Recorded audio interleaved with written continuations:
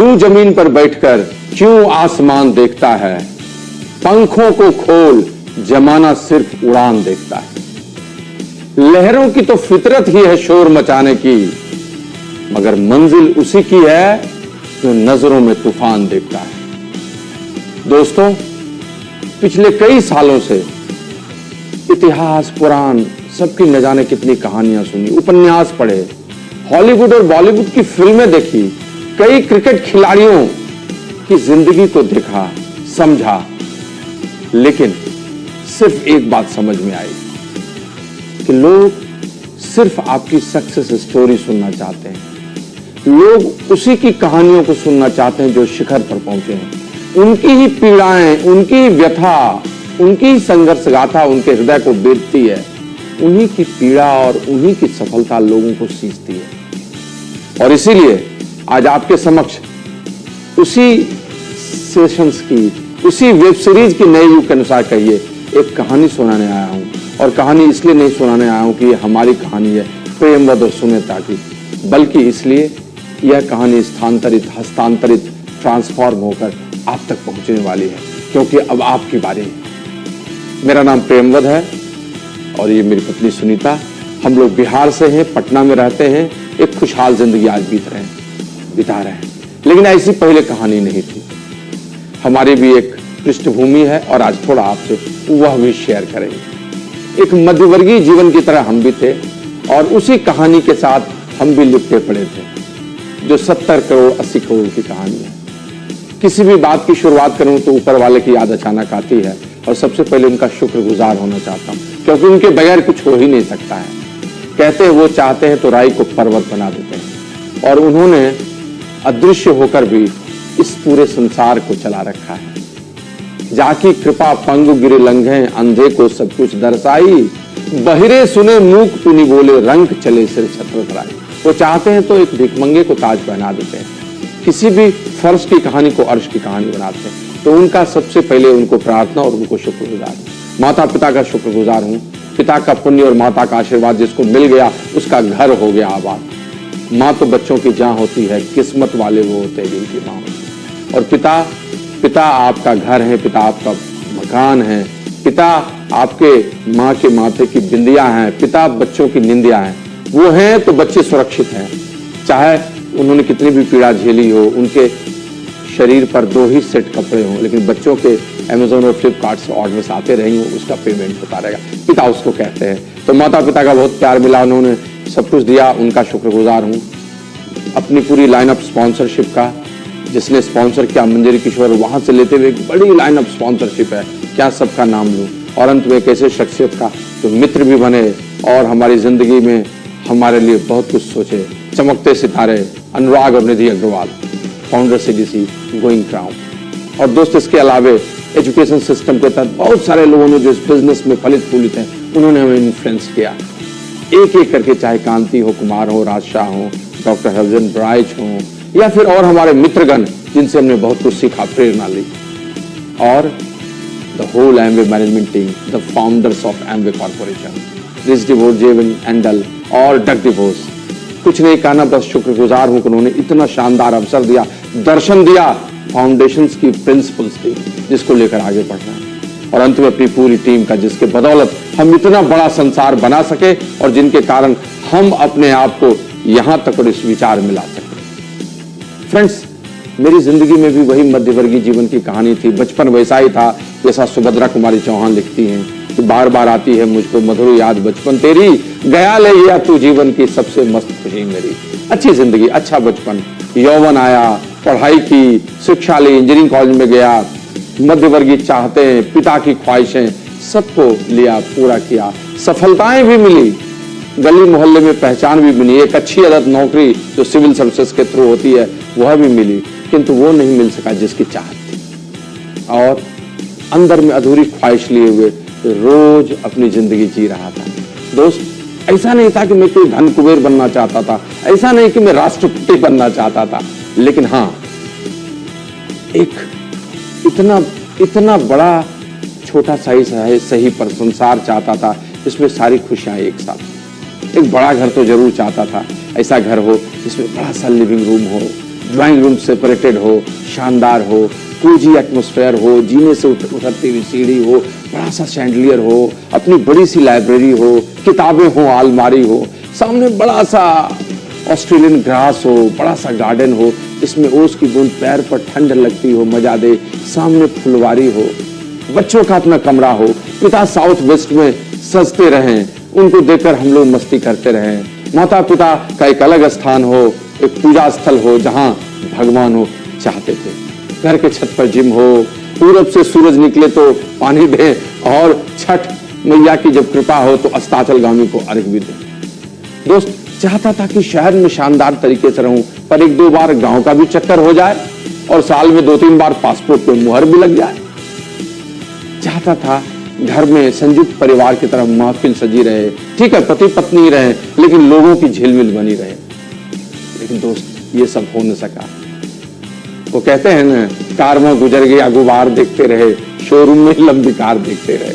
चाहता था बहुत कुछ पाना, जीवन था, हम थे, खुशियां थी, लेकिन खुशियों की थैली नहीं थी, और जीवन था किंतु जीवन शैली नहीं थी। दोस्त, पाश कहते हैं कि आदमी रोज दफ्तर जाने से नहीं मरता है, आदमी कम खाने से भी नहीं मरता है, लेकिन जिस दिन उसके सपने मर जाते हैं, आदमी उसी दिन मर जाता है। बड़ी सोच खत्म होने लगी दोस्त।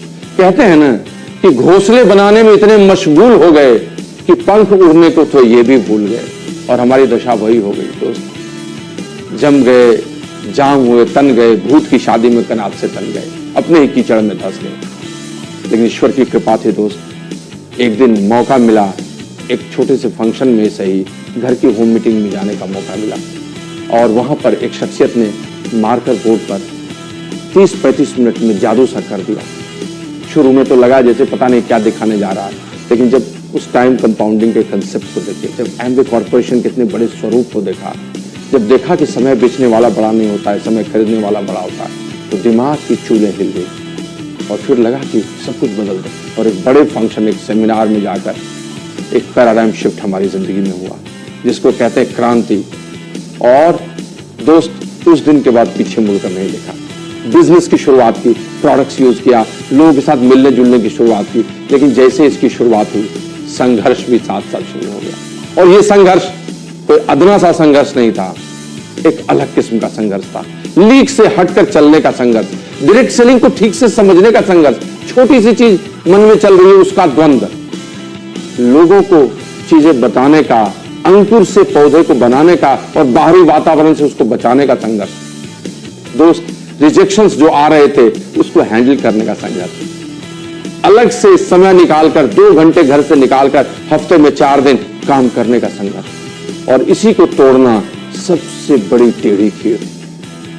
लेकिन दोस्त, एक बात मुझे पता था, मैं बचपन से ही पढ़ता रहता किताबों में कि संघर्ष के गलियारे से ही सफलता की मंजिल आती है। पिताजी हमेशा कहते थे कि पीसा जाता जब इक्षुदंड, बहती रस की धारा प्रचंड, जब फूल पिरोए जाते हैं हम उनको गले लगाते हैं। जिसने जितना दर्द लिया है उसी ने सब कुछ पाया है।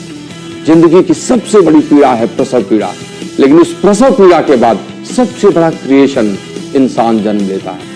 और यह समझ में आया था तो उस दिन से स्ट्रगल को पार्ट ऑफ लाइफ बनाया कि नहीं, संघर्ष जीवन का ही अभिन्न है। और फिर चीजें बदलने लगी, लोगों को स्पॉन्सर भी करने लगे, लोग आने लगे, कुछ लोग टिकने लगे, चीजें बदलने लगी। 3% से 21% का संघर्ष, और फिर 10,000 को भी तोड़ने का संघर्ष। कंप्यूटर में 5 डिजिट में वॉल्यूम देखने का की खुशी, और फिर पीछे मुड़कर नहीं देखे दोस्त। सिल्वर, गोल्ड, प्लैटिनम हमारे संघर्ष का मौसम था। प्लैटिनम, फाउंडर्स प्लैटिनम के बाद हमारे जश्न का मौसम था। प्लैटिनम से फाउंडर्स प्लैटिनम जाना इंडिविजुअल परफॉर्मेंस की कहानी थी। सिस्टम क्रिएट नहीं हो पाया था, क्रिएटिंग सिस्टम की ओर जाना चाह रहे थे। अलग अलग टीम अपनी डिलीवरी करे, अपना एम्पावर सिस्टम ले, अपनी लीडरशिप ले, उसका संघर्ष था। एमरल्ड से डायमंडशिप का संघर्ष, फोकस्ड होने का संघर्ष था। वहां यह सोचने का संघर्ष था कि जो कंफर्ट आया है उस कंफर्ट के साथ भी निकलकर और ज्यादा काम किया जाए।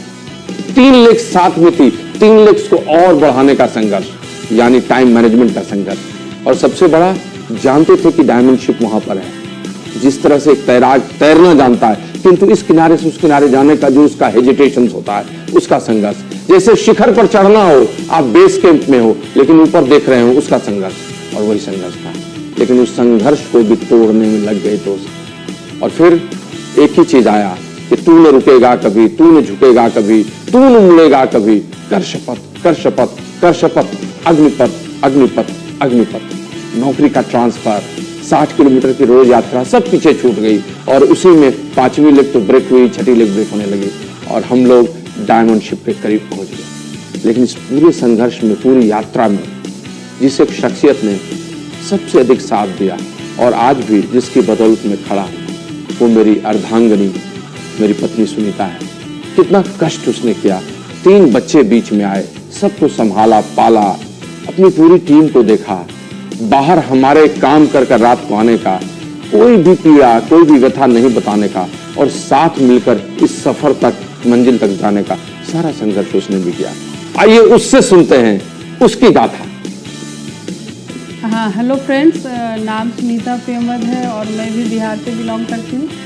मेरा जन्म भी एक मध्यवर्गीय परिवार में हुआ था और मेरे फादर प्रोफेसर थे, माँ हाउसवाइफ और हम 4 भाई बहन और अच्छी ज़िंदगी, अच्छी पढ़ाई करके और जल्दी ही मेरी शादी प्रेमवत जी से हो गई और हम लोग पसंद से शादी करके अपनी लाइफ की शुरुआत की और लाइफ बहुत अच्छी चल रही थी। कोई बच्चे नहीं थे, मेरी भी पढ़ाई चल रही थी, प्रेमवत जी भी अपनी पढ़ाई पूरी कर रहे थे।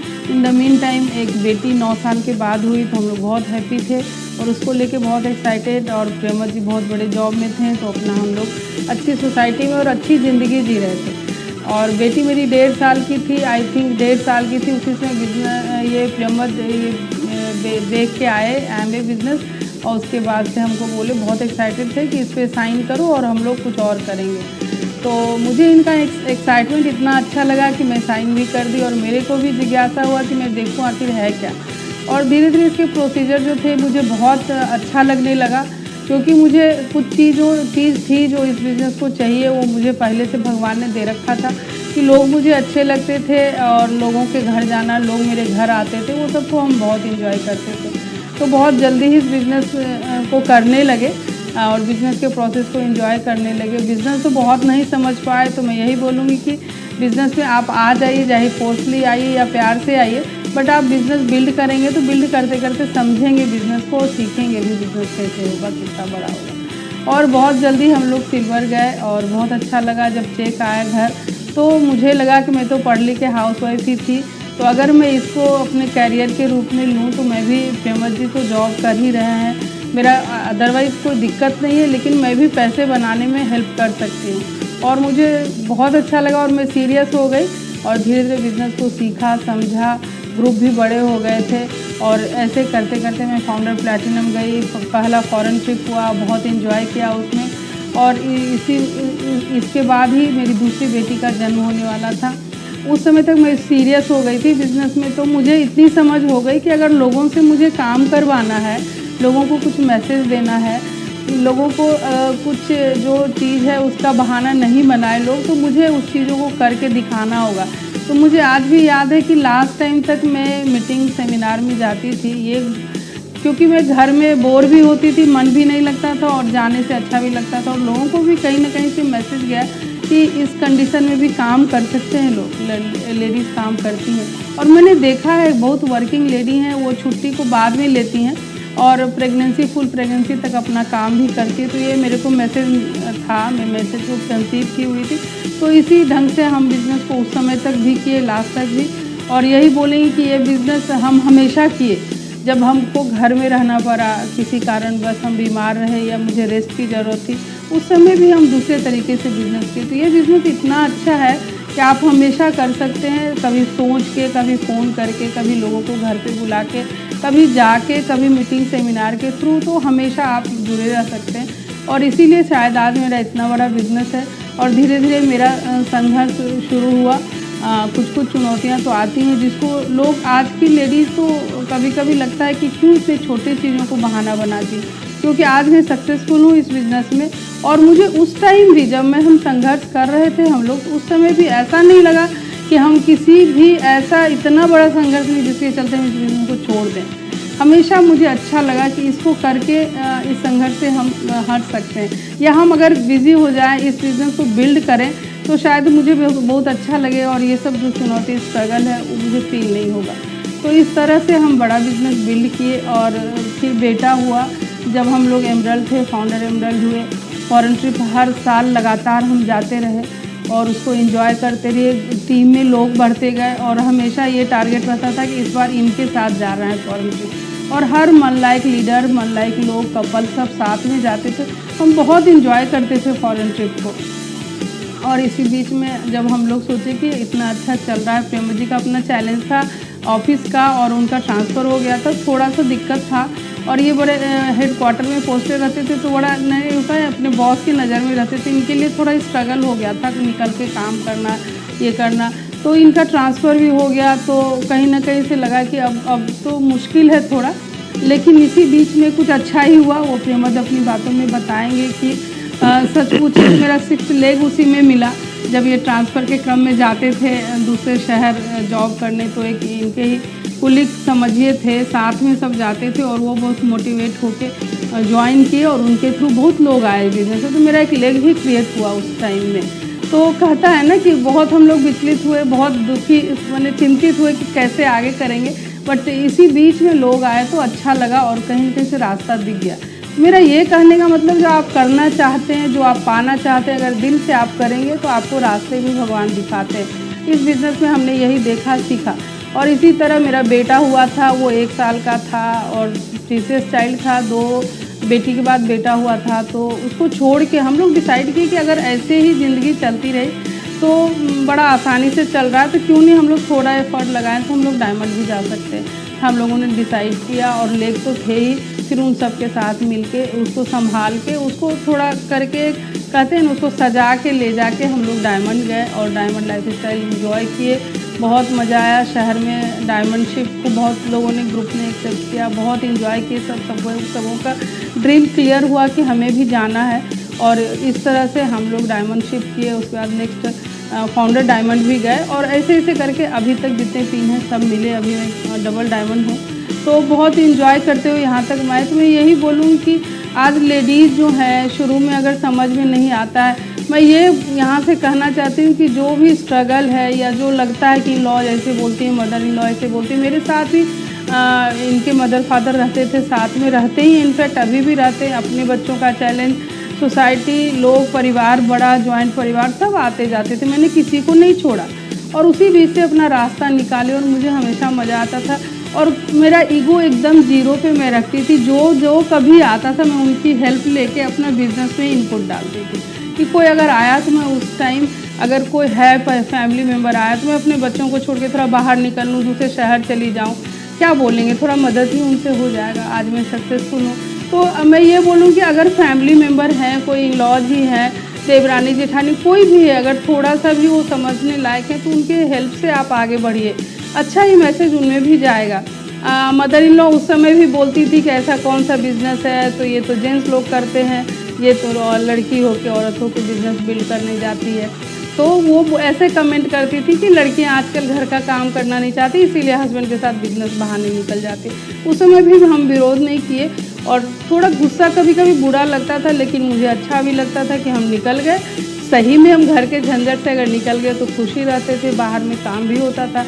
और उसके बाद बीच में फिर बोलने लगे कि ऐसा क्या है, अब तो बच्चे भी हैं, घर में रहो, इतना स्ट्रगल करने का क्या ज़रूरत। लेकिन उस समय हम छोड़ नहीं सकते थे क्योंकि बहुत सारी लेडीज़ मेरे ग्रुप में आ गई थी जो मुझसे रिलेट करती थी, मेरा जाना बहुत ज़रूरी होता था। उस समय भी हम निकलते थे और आज भी बोलती हैं कि अब तो इतना बड़ा बिजनेस, तुम बोलती थी कि अब हमको आराम होगा। बोली माँ अब तो आराम से ही हम जाते हैं, ऐसा थोड़े ही हम कष्ट में जाते हैं, बहुत आराम से आगे भी ले जाती है और लोगों के साथ जिनके साथ हम बिज़नेस बिल्ड करते हैं वो भी बहुत प्यार से, रिस्पेक्ट से हमें लेते हैं और बहुत अच्छा लगता है। तो हम अपना बिज़नेस जो इतना दिन मेहनत के बनाए उसको हम देखने जाते हैं। तो आप इन चीज़ों को कैसे लेते हैं ये डिपेंड करता है। अगर आपको सक्सेसफुल होना है तो इन छोटी छोटी चीज़ों में कभी मत उलझिए, मैं यहाँ से मैसेज देना चाहती हूँ। और इनको आप एक बनाइए कि ये चैलेंज लीजिए कि नहीं मुझे इनको ख़त्म करना है। जो चैलेंज घर में कुछ कोई बोल रहा है तो उसको हम ख़त्म करेंगे। मेरे ही परिवार में लोग बोलते थे, हम छोटा बच्चा हम लपेट के उसको घर में रहना नहीं चाहते थे, मतलब ही बोलते भी थे कि तुम देख लो, अगर नहीं निकल सकते तो रहो घर में। मुझे लगता था कि मैं तुम्हारा इंतज़ार करूं, देर सवेर होगा, अननेसेसरी मैं गुस्सा भी करूंगी, चिंता भी होगी और मुझे चलना है। तो मैं बच्चों को लपेट वपेट के भी लेके चल देती थी, तो अच्छा ही लगता था और बहुत इंजॉय करती थी। तो मैं ये बोलूँ कि उस समय भी जैसे भी जिस भी परिस्थिति में हम इंजॉय किए इस बिज़नेस को। तो यहाँ से हमको लग रहा, आप लोग इतने लेडीज़ लोग हैं बिज़नेस में, सबों को लगता है कि एक सुनीता है जो इतना सक्सेसफुल है, बट मुझे सब में एक सुनीता दिखती है कि वो आप सक्सेसफुल हो सकते हैं अगर इस प्रिंसिपल पे आप चलें। तो अगर आपको आगे बढ़ना है तो छोटी छोटी चीज़ों में बिल्कुल मत उलझिए। और देखिए एक लाइन है जिसमें एक शब्द का अगर हेराफेरी करेंगे तो आपको आंसर मिलेगा। बहुत लेडीज़ अभी भी जाते हैं तो बोलते हैं हम बच्चों के चलते इस बिज़नेस को बिल्ड नहीं कर पाते, उनका ये रूटीन है वो रूटीन है।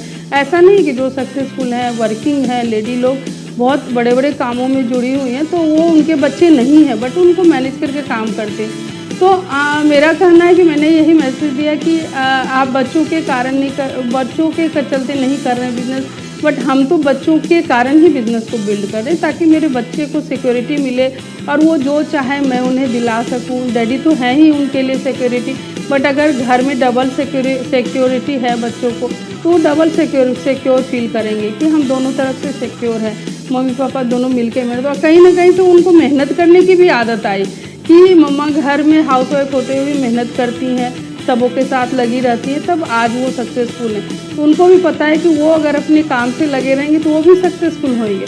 तो आप अपने घर में भी आप एक मैसेज दे सकते हैं कि आप काम में अगर लगे हुए हैं और आज सक्सेसफुल हैं तो काम करने से ही सक्सेस मिलता है। ये भी मैसेज मैंने दिया घर में लोग, स्टाफ शुरू में कोई नहीं था, धीरे धीरे हमने अपने स्टाफ को बढ़ाया। ये नहीं सोचा कि काम को ही कम कर देते, काम भी बढ़े, स्टाफ भी आए। आज मेरे घर में लगभग 7-8 स्टाफ हैं, अपनी फैमिली के साथ सब पलते बढ़ते हैं, सबकी सिक्योरिटी हम लोग हैं।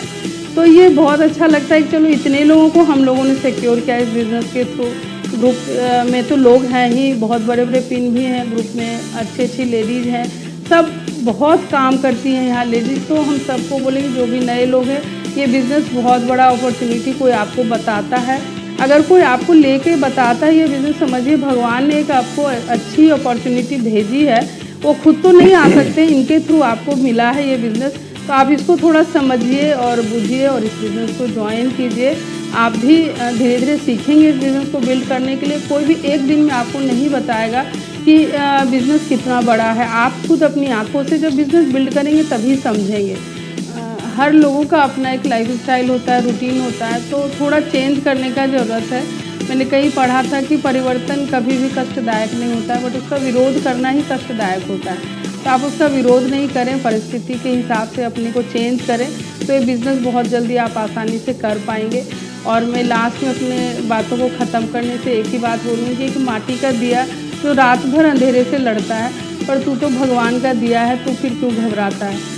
तो आप मत घबराइए, आपके साथ भगवान है। आप अच्छे कर्म करेंगे, अच्छे काम करेंगे तो आपको सक्सेस ज़रूर मिलेगा। Thank you. मैं विश करती हूँ कि जो भी जहाँ हैं खूब सक्सेसफुल होए, इस बिज़नेस को समझें, बहुत हैप्पीनेस लाएं अपनी लाइफ में। Thank you. अद्भुत, ऑसम, बहुत अच्छी बात तुमने कही। और सच पूछिए तो डायमंड शिप होने के बाद ही हमारी जिंदगी बदल गई, लगा जैसे सब कुछ बदल गया। वो नहीं गीत है कि मैं वही दर्पण वही, ना जाने रे क्या हो गया, कि सब कुछ लागे नया नया। अमिताभ बच्चन का वो गीत, ये कहाँ आ गए हम यूं ही साथ चलते चलते। जिंदगी बदल गई, लोग नई नजर से देखने लगे, अहमियत देखने लगी, घर में परिवार में रिकॉग्निशन चारों तरफ होने लगा, जश्न मनने लगा और लगा जैसे हमने क्या कर दिया। अब इकोनॉमी की जगह बिजनेस क्लास में अराउंड द वर्ल्ड ट्रिप्स होने लगे। क्या शानदार महफिल, क्या शानदार सब कुछ, और चेक के साइज लाजवाब। हमारे घर का रुतबा बदलने लगा। डायमंड से फाउंडर डायमंड शिप की कहानी, वो हमारे बुनियाद को मजबूत करने की कहानी थी। डायमंड शिप अगर क्रांति थी तो फाउंडर डायमंड शिप उसके बाद की शांति थी। हमने सारी लेग्स को मजबूत किए और लेयर ऑफ लीडरशिप नीचे से निकले, और तब बिजनेस इतना स्ट्रांग हुआ कि एक दिन अपने बॉस को जाकर मुझे कहना पड़ा कि भाई सब कुछ बहुत बढ़िया था, अपने बॉस को जाकर मुझे कहना पड़ा कि भाई सब कुछ बहुत बढ़िया था, बहुत कुछ इसने दिया, लेकिन अब शायद 8 घंटे आने की जरूरत नहीं है, टाइम सेल करने की जरूरत नहीं है। तो ये ले अपनी लकुट कमरिया, बहुत ही नाच नचायो, अब मैं नाचने वाला नहीं हूं। और कहकर मुक्त होकर अपनी शर्तों पर अपनी जिंदगी जीने के लिए आजाद हो गया। और मुझे याद है टोरंटो में फाउंडर डायमंड शिप के बाद डग डिवोर्स ने रिकॉग्निशन किया था वहां, दैट वाज अल्टीमेट। लेकिन फाउंडर डायमंड शिप से ईडीसी और फाउंडर से ईडीसी जाने की कहानी एक अलग ही कहानी थी। वो लक्ष्य पर टिके रहने की कहानी थी, लेग्स के अंदर से नए एमरल्ड्स और डायमंड्स के आने की कहानी थी, 7वीं 8वीं लेग की तरफ बढ़ने की कहानी थी, एडिशनल वॉल्यूम करने की कहानी थी। और इस सब के लिए मास्टर स्ट्रोक देना जरूरी था, और वो था एम्पावरमेंट प्रोग्राम, वो था टाइम मैनेजमेंट के साथ साथ लोगों के एम्पावरमेंट की कहानी, उनको डिलीवरी डुप्लीकेट करने की कहानी, और सबसे बड़ी बात लक्ष्य पर टिके रहने। वरुण निराला ने कहा है कि युग का युवा मत देख दाएं और बाएं, झांक मत बगले न अपनी आंख कर नीचे, अगर कुछ देखना है तो देख अपने वो वृषभ कंधे, जिन्हें देता चुनौती सामने तेरे खड़ा युग का युवा। फोकस्ड, लक्ष्य जैसे अर्जुन देखता है, जैसे आंख टिकी हुई मछली पर, उसी तरह से। और दोस्त ये संभव हो पाया, हम ईडीसी और फाउंडर ईडीसी एक साथ ब्रेक किए, एंड इट वाज ऑसम इन 2016-17। क्या नजारा था, सब कुछ हमारा था। दुबई के एलएस में जो रिकॉग्निशन था वो अद्भुत था।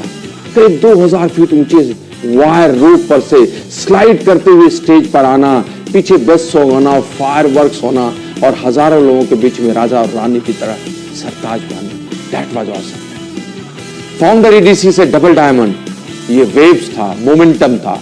सारे लेग्स में सारे लीडर्स की अपनी कहानी, अपनी स्टोरी को आगे ले जाने की जुबानी थी। और हम मेहनत तो करते रहे, लेकिन लोगों की सेवा में भी व्यवस्था थी सब कुछ। हम अब एम्पैथी के सिचुएशन में थे, हम कॉम्पैशनेट हो रहे थे, हम ग्रेटिट्यूड के साथ थे, हम लोगों की सेवा, उनके अधिकारों की चर्चा कर रहे थे कि आप बढ़ जाओ आगे, चीजें से हम भी बढ़ जाएंगे।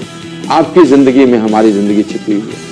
लाली तेरे लाल की जित देखूं तित लाल, लाली देखन मैं गई मैं भी हो गई लाल। आप लोगों को लाल करने में होते हैं तो आप भी लाल हो जाते हैं, and that was our double diamond story. हम एक बड़े शिखर पर पहुंच गए थे, चंद लोगों में शुमार हो गए थे, मैनेजमेंट के सरताज प्यारे सितारे हो गए थे। और स्टेज पर जब गाना चल रहा था, दो पल के जीवन में एक उम्र छिपानी है, जिंदगी और कुछ नहीं तेरी मेरी कहानी है, तो लग रहा था जैसे हमने सच में अपनी उम्र पूरी कर ली।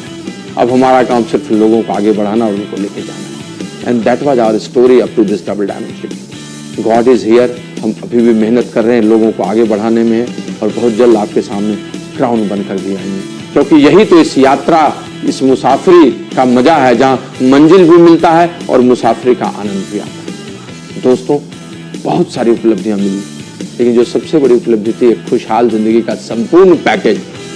दोस्त, जिंदगी में सब कुछ एक साथ इनबिल्ट एक जगह मिले, वह बहुत कम समय होता है। जैसे कहते हैं कि दुनिया में बहुत सारे लोकतंत्र हैं, लेकिन भारतीय लोकतंत्र की कहानी अलग है। यूनान, मिस्र, रोमा सब मिट गए, जहां से कुछ बात ऐसी हस्ती मिटती नहीं हमारी। एक यूनिक सिस्टम है हमारे यहाँ संस्कृति का, वैसे इस बिजनेस की यूनिक बात है, एक साथ सब कुछ मिलता है। पैसा, धन, आप चेक्स, बोनसेस इतने कमाते हैं कि आपके सारे काम हो जाते हैं, बैंक भी बैलेंस करते हैं, चीजें भी बदलती हैं। अद्भुत समय, अपनी शर्तों पर जिंदगी जीते हैं, हम अपने वक्त के राजा हैं। घड़ी की सुइयों के साथ हम नहीं चलते, हम चलते हैं जैसे वैसे चलते हैं। विरासत, इतना बड़ा विरासत कि आपने काम कर दिया, चीजें आपके साथ चल रही हैं। स्वास्थ्य, शानदार प्रोडक्ट्स, जिंदगी इतनी प्यारी है, स्वस्थ रहना, हेल्दी रहना, फिटनेस के साथ रहना, यह यही संभव है thanks to Nutrilite, thanks to Carl Rehnborg, thanks to Amway. दोस्त, मित्रता, संबंधों की डोर इतनी है विशाल कि हर शहर है जैसे मैके और ससुराल। हमारे लिए प्यारे मित्र जिनके साथ रोज मस्ती करते हैं, रोज महफिल सजती है, यही तो मिलती है। और कहाँ मिलता है? पर्सनालिटी, व्यक्तित्व कितना विकसित होता है, लोकप्रियता, status, everything comes when you go on top. But in सबों के अलावा जो सबसे बड़ी चीज मिलती है वो है मानवीयता और लोगों को आगे बढ़ाना। दोस्त, दुनिया में बहुत कम ऐसी जगह होती है जहां आप सिर्फ अपनी महत्ता की जिंदगी जीते हैं, लेकिन कुछ ऐसी जगह भी होती है जहां आप लोगों की महत्वपूर्ण जिंदगी को भी देखते हैं। जब हजारों घर में दीप जलते हैं, 10,000 20,000 रुपये आता है, तो आपको लगता है लाइफ इज सिग्निफिकेंट। जब आप अपने राज्य की मिट्टी का कर्ज भी चुकाते हैं, उसके जीडीपी को बढ़ाने में भी कंट्रीब्यूट करते हैं, तो वही तो सबसे बड़ा संसार है, सबसे बड़ा व्यापार है। हाथ खाली है मगर व्यापार करता हूं, आदमी हूं, आदमी से प्यार करता हूं, और वो यही संभव है। दोस्त, अंत में आपको कुछ संदेश देकर जाना चाहूंगा, आपको कुछ चीजें कहना चाहूंगा। पहली चीज कहना चाहूंगा, इस दुनिया में आए हैं तो एक दीर्घायु, एक स्वस्थ जिंदगी जीना बहुत जरूरी है। और उसके लिए एक संदेश है, create community and celebrate life. Ikigai एक बड़ी किताब पॉपुलर हुई है, जापानीज स्टोरी पर है, जहां कहा गया कि लोग शतायु होते हैं कैसे, 100 वर्ष से अधिक कौन जीते हैं, जो एक समुदाय में रहते हैं, संयुक्त परिवार, बड़े कुनबे में रहते हैं, खूब सफल होते हैं, काम करते हैं और जश्न भी रोज मनाते हैं। This is the right place where you can create community with your core distributors, with your core customers, with your core players, और उनके साथ रोज जश्न मना सकते हैं। और वो आपको दीर्घायु बनाएगा, शतायु बनाएगा, समृद्ध भी बनाएगा। और जो दूसरा संदेश देना चाहते हैं, अगर आप इस बिजनेस में सफल होना चाहते हैं तो एक अच्छी शुरुआत कीजिए और कभी मत छोड़िए। दोस्त, आप इस बिजनेस में आकर चाहे जो भी गलती कर डालें, सब मंजूर है। आप कुछ दिन के लिए काम न करें, चलेगा। आपको बॉस ने यहां से वहां ट्रांसफर कर दिया, चलेगा। कोई नई लेग डालेंगे, पुरानी नहीं चल रही है, वो भी चलेगा। आपका कुछ दिन किसी से कुनमुन हो गया, थोड़ा ओपिनियन का डिफरेंस हो गया डाउनलाइन से, वो भी चलेगा। अपलाइन से कुछ मुहाफेरी हो गई तो भी चलेगा। पति पत्नी में कुछ रूठा सूठी हो गया, वो भी चलेगा। जितनी गलतियां करना है सब कर लीजिए, लेकिन एक गलती जिंदगी में कभी मत छोड़िएगा। नेवर गिव अप, कभी मत छोड़िए। अगर पिच पर टिके रहे तो एक दिन आप भी सेंचुरी मारेंगे, आपका भी वक्त आएगा। दोस्त, इस दुनिया में जितने लोगों ने बड़ा बिजनेस किया है, इसलिए नहीं कि वो टैलेंटेड थे, इसलिए नहीं कि वो बहुत ज्यादा आउटस्पोकन थे, इसलिए कि वो टिके रहे।